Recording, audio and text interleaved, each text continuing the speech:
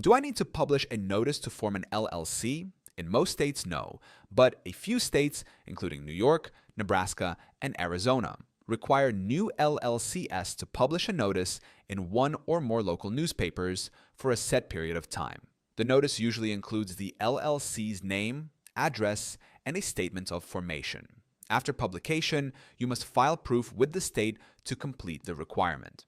Failing to meet this requirement can cause your LLC to fall out of good standing, which may prevent you from getting state certificates or enforcing contracts. It could also delay your ability to open a business bank account. The rules vary by state. Some require several weeks of publication in specific types of newspapers, while most states don't require it at all. Always check your state's regulations to be sure. If your state requires LLC publication, Zen Business can handle the entire process for you, from placing the notice to filing proof with the state. The link is in the description. And if you want a step-by-step breakdown of LLC basics, you can also download my free guide on how to set up an LLC.